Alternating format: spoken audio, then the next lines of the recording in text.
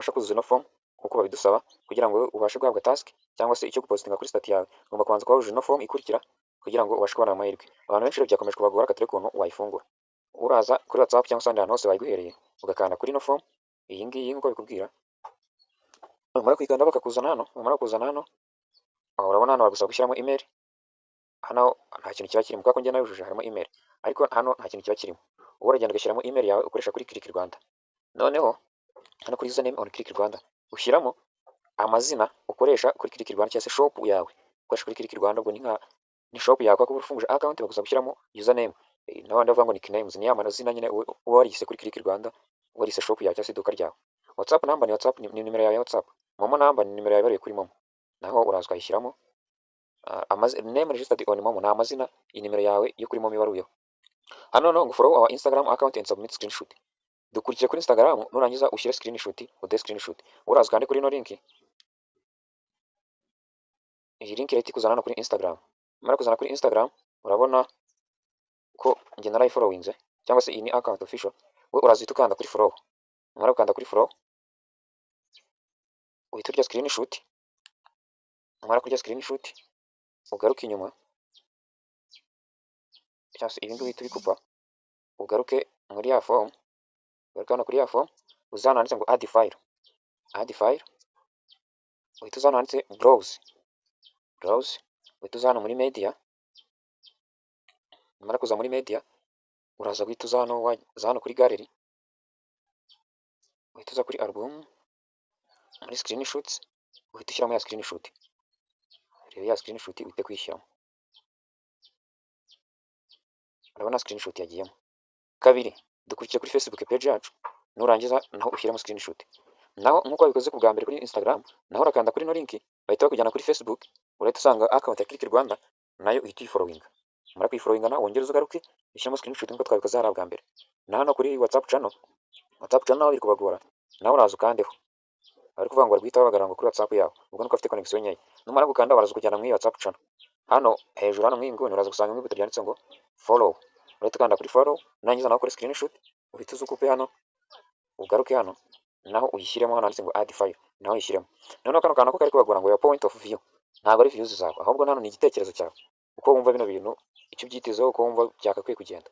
Aha ni igitekerezo cyawe, ushobora kuza ugashyiramo hano, ushyiramo icyo ushaka, avuga ati urugero bizagende neza, bizagende. Iyo urangije gukora byose rero ukanda hano handitse submit, kuri buto ryanditse submit, iri ngiri. Iri buto rero bikunda byagenze gute? Iri buto rikunda ari uko ibintu byose wabishyizemo, ibintu byose wabyaplodinzemo.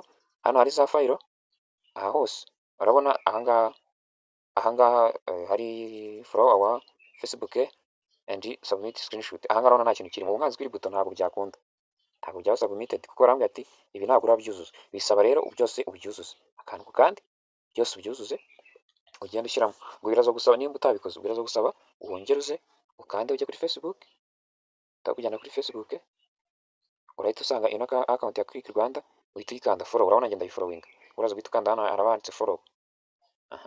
Ushobora kureba amafoto yabo bayarayikinga. Nanga kuri WhatsApp channel naho ni ibisanzwe, naho tujya kuri WhatsApp.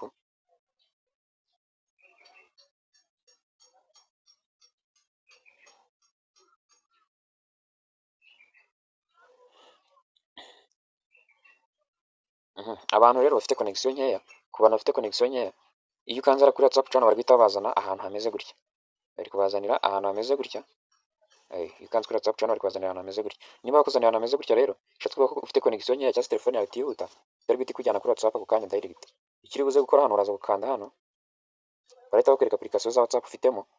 Nimba ari WhatsApp kwa mfitemo ebyiri, nimba ari WhatsApp gusa uraza guhita ukanda kuri WhatsApp, ukande always cyangwa se just once. Kuko njye mfite WhatsApp ebyiri, ndakanda just once. Bajye bakuzana hano nyirizina, noneho ujye bakanda follow, nurangiza ujye screenshot.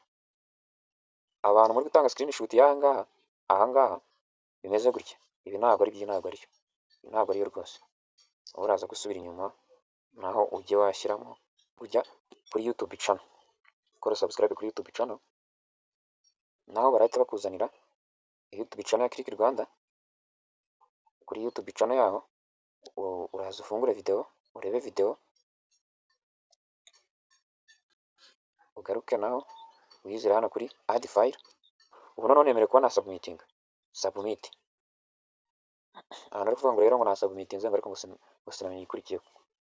Iyo submitinze rero, uhita ubona aho ati click Rwanda WhatsApp marketing. Thank you for taking your time for supporting us. Your response has been recorded.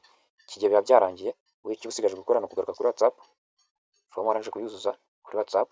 Uri muri WhatsApp channel, ukaza ukareba ko ari task twatanze.